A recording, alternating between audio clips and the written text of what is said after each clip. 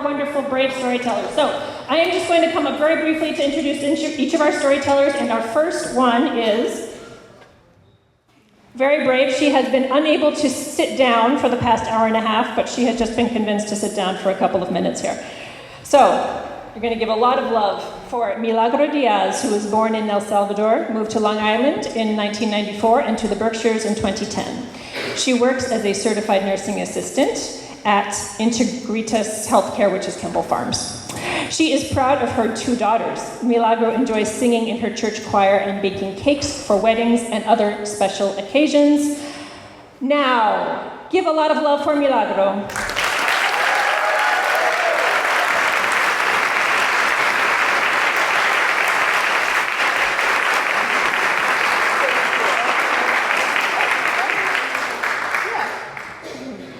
Good afternoon. I'm a little nervous, but when I was a child in El Salvador, I lived in the suburbs areas, and I lived in the farm with my grandparents.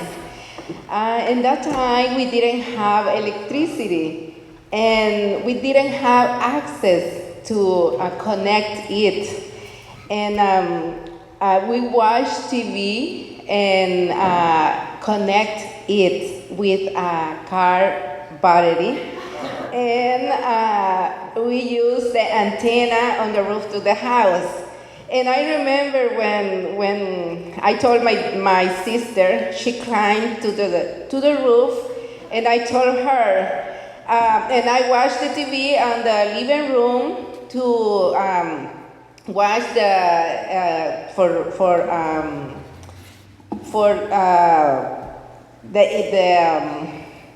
signal. And then when I have the signal, I told my sister, don't move, let me see, don't move, I have the signal right now.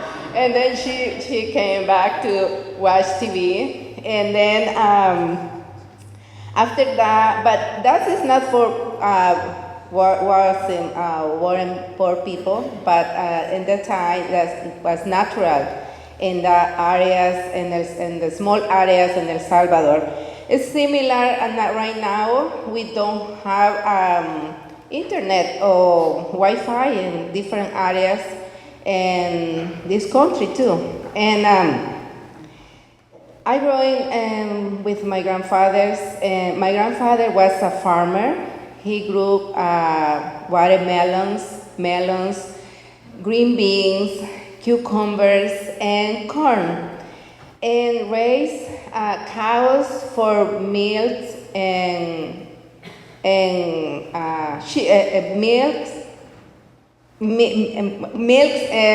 meat, and chicken for eggs and meat, and pig too.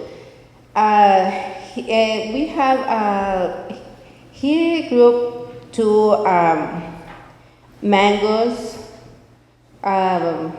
bananas, and lemons, orange, and cashew trees. And we went to the store once a month. We went to buy whatever my grandfather didn't produce in the farm. And my grandmother, she explained to us how to make tortillas and cheese. And I'm very proud about that. I still make tortillas and cheese in my house. And I'm very happy, but my youngest daughter, she asked me how to make cheese, but not tortillas. And I said, yes, I can explain, I can tell you how to make this. And my grandmother, she was very creative. She was a seamstress, and she made her own wedding dress and decorate by hands with white sequins. And she also made dresses for all the girls and the family. One day, we went to the porch and she explained to us how to make doll with all sacks. And she gave one each to us, and how to fill the head with the little pieces of fabric. And we use button for eyes, mouth, and nose. And for the rest of the face, we embroider. And I very enjoyed to make the dolls.